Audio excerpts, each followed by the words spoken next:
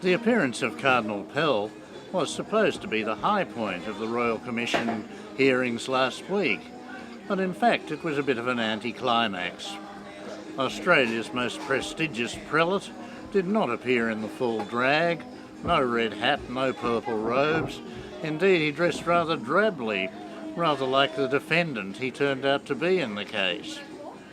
And he was very ready to compromise up to a point.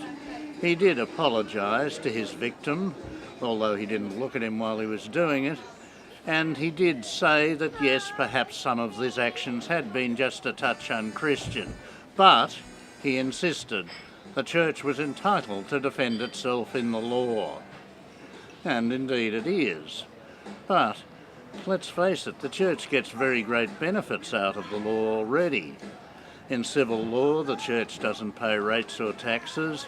It gets its schools heavily subsidised. It gets its assets treated terribly generously. So that's all fine. But the reverse side of that is the Church is expected to obey and respect the criminal law. It's not to expect any special privileges there, yet it constantly demands them. The Church says that the confessional must be held sacred.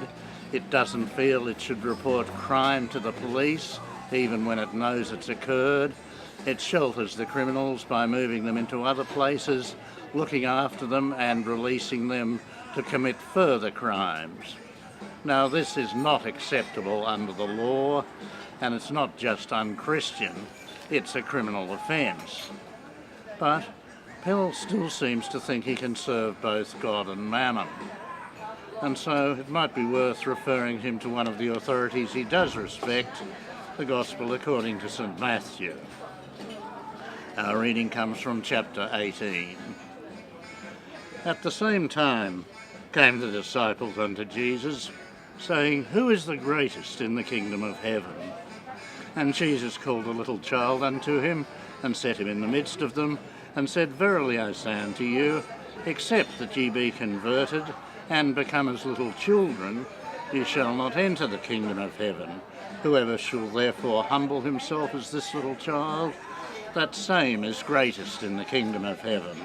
And whosoever shall receive one such little child in my name receiveth me. But whoso shall offend one of these little ones who believe in me, it were better for him that a millstone were hanged around his neck, that he were drowned in the depths of the sea.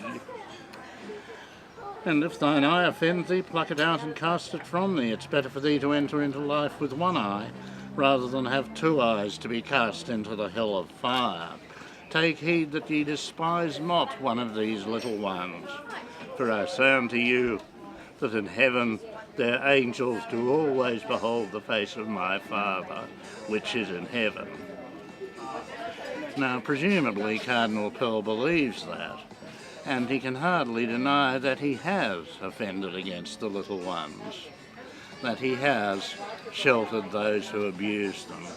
So perhaps he might think of another judgment which might come from a sterner tribunal than the Royal Commission, and perhaps it might come in the form of an adaptation of an old quatrain.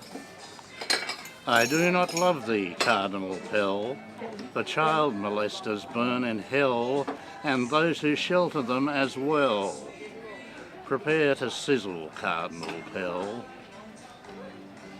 And I'm Mungo McCallum.